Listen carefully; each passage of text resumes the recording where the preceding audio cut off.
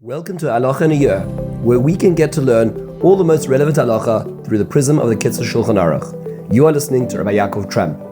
This year is kindly sponsored by the Moshe Group and CA in zechus of Rivka Biela, bas נחמה שיפרה, and in honor of Rabbi Trump.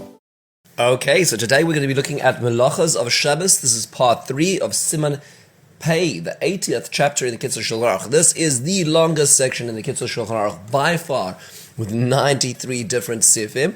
We're going through the third part today, and we're going to be looking at 7 different melachos. We're looking at the melach of melaben, which is cleaning, sover, which is dyeing, oreg, which is weaving, kosher, and matir, which is tying and untying, and tofer, and korea, which is sewing and unsewing or ripping. Let's jump straight in. Our first melacha is the melacha of melaben, which is cleaning. Remember, by the way, that we're not doing every melacha of the 39, but we're taking the ones that the Kitzur has outlined for us, which he has identified as the most practical applications in our life. Again, this is a simple survey.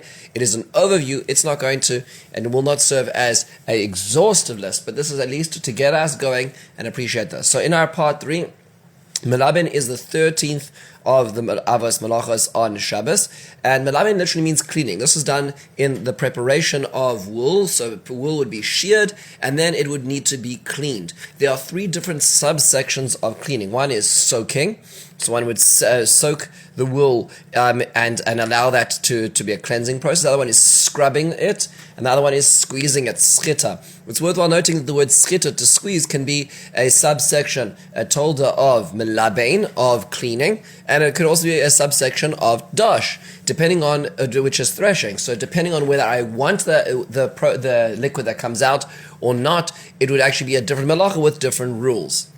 Let's jump straight into melaben. There's a lot of very interesting details here.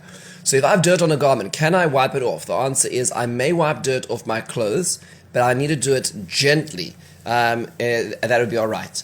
May I add some water? The answer is no. And this most people don't know. I guarantee that most people don't know the halachas of melaben, of cleaning so well. And a lot of people make mistakes with this because they just think, oh, it's just a splash. I'll put a little bit of water. No, you can't put water onto a stain. That's just happened on Shabbos.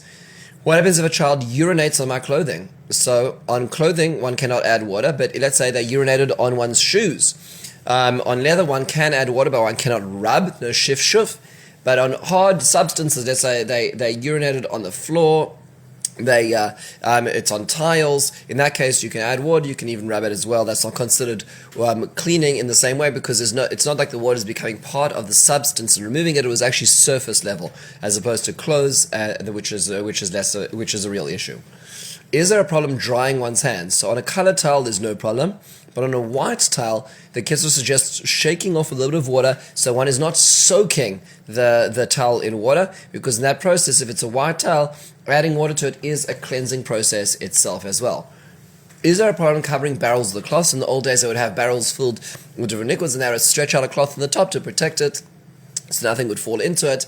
So if it was a cloth which was made for that specific barrel, no problem at all. If it's a cloth which is not made for that barrel, if it was a barrel, let's say, of wine, no problem. But if it's a barrel of water, it is a problem, because if the cloth falls in, one may come to, so first of all, it's going to get soaked, and then I'm going to come to squeeze it as well.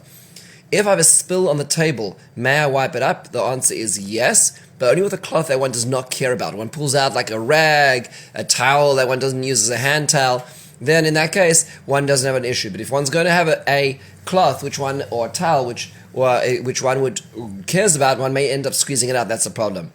What happens if there's a spill on the actual tablecloth itself? So if there's a spill on the tablecloth, then one can remove it, but it has to be done carefully so one doesn't squeeze it out. Squeezing is one of those subsections of cleaning.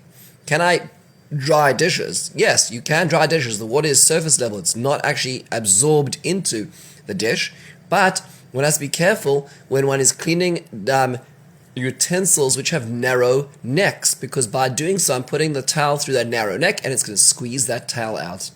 If it's raining, can I walk out in the rain? The answer is yes. One may walk out in the rain on Shabbos. It's not considered cleaning one's clothes. Can I spread out the wet clothes afterwards? The answer is no. because that would make it seem like one is laundering them. One can hang them up as one would hang up regular clothes, but one cannot spread them out, and certainly not in front of a hot area like the furnace, because it's going to bring the water droplets to Yad Soledes, to a point where it's hot enough to be considered cooking those water droplets, and that's a problem as well. Can I just shake out the coat? The answer is no, you're not allowed to shake water out of a coat. That is considered cleaning. What happens if it's a suit I'm really makbid on not to get wet? So I did not expect the rain. It rained, and I really don't like it. So in this case, one may not even touch it. It becomes worse. It becomes mukta because of the concern that one may squeeze it, and therefore one may not. Once one removes it, one cannot even touch it there afterwards. What happens if I come to a stream? What should I do? So one cannot cross through it and get wet, because that's going to be cleaning one's garments. But when one may come to squeeze, one should preferably step over or jump over it rather than walking all the way around. Generally on Shabbos, the halacha is that poisim ba pesia ketana, you're only supposed to take small steps, not large steps. But if by taking a large step will save me having to walk all the way upstream to cross at another point, it would be better to take a large step rather than that long detour. What if there's no way around it? So then one cannot go through it on Shabbos. So if that's the case, then one just can't walk that way. What happens if I'm walking towards a Devar Mitzvah? So let's say I'm going to Shul, I'm going to hear a visiting Rav to hear a Torah. In that case, one is allowed to walk through that stream if there's no alternative. And one just has to be careful to walk through with a shinoi, like let's say putting one's hand in one's shirt, in a way that while one's walking through, to remind oneself not to squeeze out one's garments when one gets through. May I return through that same stream? The answer is yes, because if one goes to do a mitzvah, one can return as well. What happens if it isn't a mitzvah? It's just to oversee my assets to make sure that they're protected. In that case, it's considered a tzarech ksas, a little bit of a need in that case, and a person may cross the stream again using the shinoi, but one cannot return.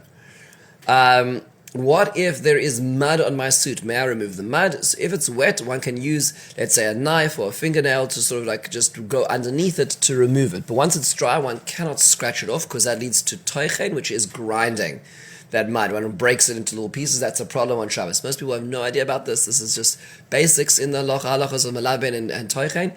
But I just see people doing this all the time, but this is really an important thing to be aware of. One is allowed to bend the garment under the dry mud, so one can bend the garment in such a way that the mud comes off, but that would be allowed, but one cannot scratch it off. What happens if I have a black coat and it's covered with dust or snow? May I shake it off? The answer is no. That is considered melaben, that is considered cleaning. What happens if it has a feather on it or feathers? One can remove the feathers, because the feathers are not considered mixed into the garment. What happens if there's mud on my boot?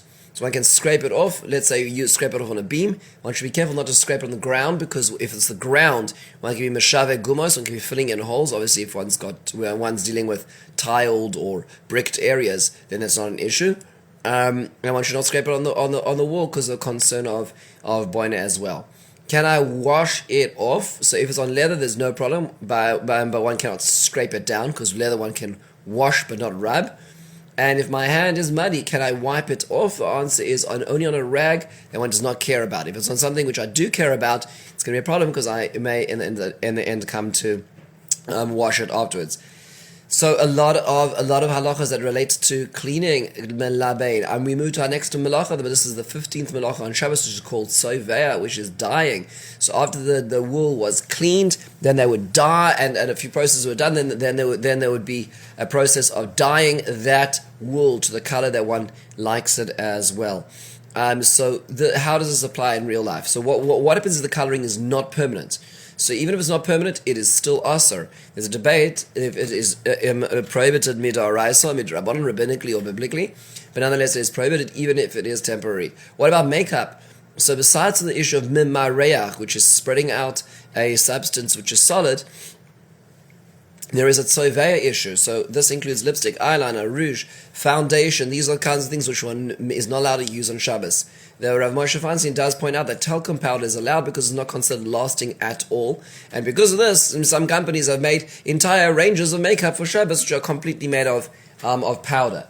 Because of this, and they're not so good, and that's the point. They aren't lasting at all, and therefore they're not considered a tzoveh, but there would be an issue otherwise of coloring one's face on Shabbos. What happens if my hands are dirty? May I wipe them off? One may, but one has to be careful to wipe it on a cloth one has to be careful not to wipe it on a cloth that one will color the color of, let's say, the fruit juice which is on one's hands. So one has to be careful about that. Let's say a white towel or cloth.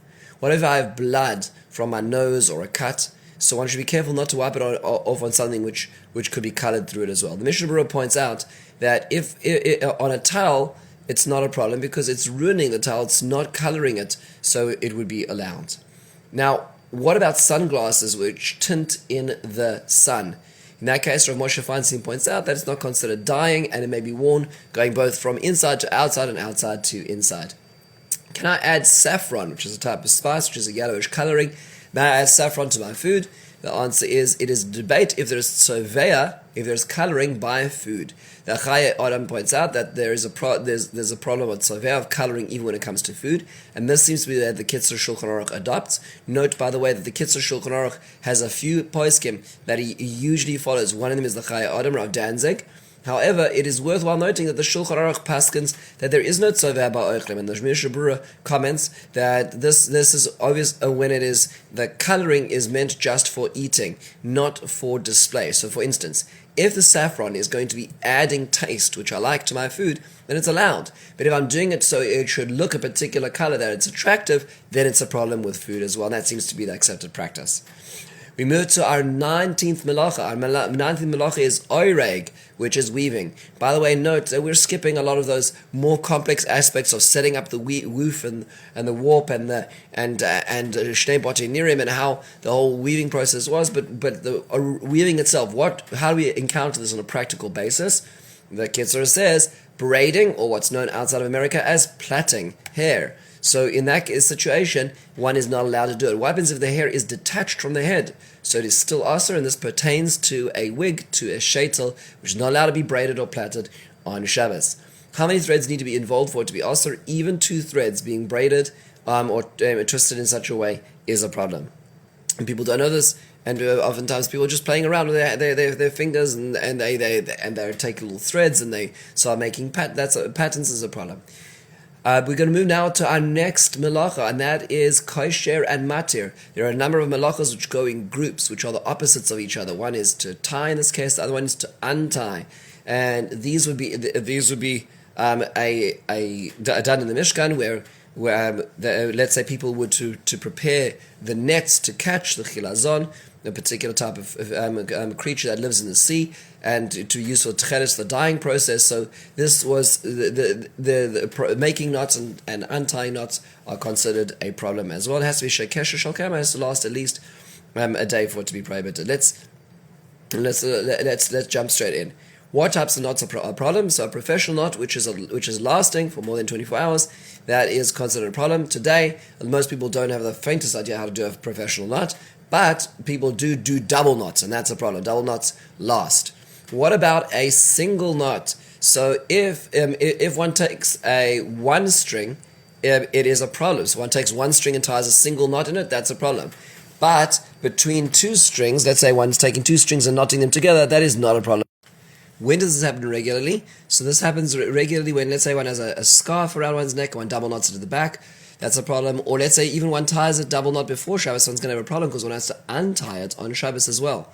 Another application which is very common is garbage bags. A lot of garbage bags have drawstrings, and you pull those drawstrings together. One may tie a single knot because that's not permanent, but a double knot is a problem. One has to be careful about that on Shabbos.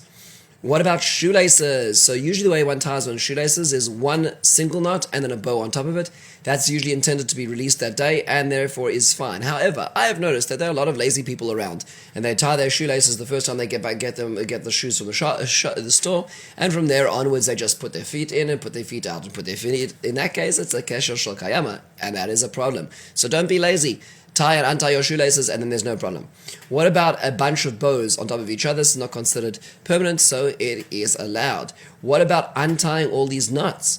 So one is not allowed to untie a knot, which one is not allowed to tie on Shabbos. However, in the case of pain, one may ask a non-Jew to do this. This is called Amir La'akum, which is an Issur D'Rabbanan, asking a non-Jew to do it. In the case of D'Rabbanan, Mi'makom Tsa'ar. So in this case, it would be allowed. Now we move to our last couple of melachos, which are melachos chav gimel chav daled 23 and 24, which are tofer and korea, which is tofer, which means sewing, and korea, which means tearing apart. And this doesn't just mean with threads; it can also mean sticking things together as well. Just a quick, some practical questions. So, what if I have a thread which is loose in a garment and it can be pulled tight to tighten up the thread? That's a problem of tofer. So, meaning even though the thread's in there, I'm just pulling it to tighten it up. That is a problem of tofer. What if I have pages stuck in a bencher that are stuck together because of wax or wine, which are holding them together? So the Kitzur points out that technically one can separate them since they are not glued intentionally, so therefore it's not considered korea by taking them apart.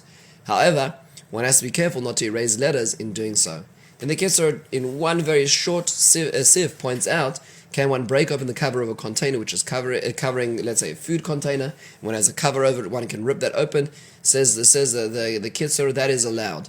Now, it's worthwhile noting that it's not so simple, because the Kitzur is referring to something which is called choislos, which is like sort of a cover which is meant to be ripped open in that situation. But it is important to know that opening containers on Shabbos generally can involve many different melachos. So it can involve soiser, destroying, boiner, building a kli through this, asiyas pesach, which is considered makev patish, finishing a kli, korea, ripping, machatech, precise cutting, and moichek, erasing, because of letters involved. So there's 6 different potential melachos to be involved in opening any kli on Shabbos, and one has to be very careful as to understanding this as well. So it's not so simple as the Kitzur presents it, and it's worthwhile looking into these different things. Generally speaking, it's best to open things before Shabbos. So cereal boxes, cereal packets, orange juice bottles, or wine bottles, soda cans. There's a lot of things that one needs to ask this question about, and there's different melachos related to each of them. And it's best to do a lot of the opening before Shabbos to avoid many of the concerns which relate to this. With this, we're going to conclude. Have a wonderful and meaningful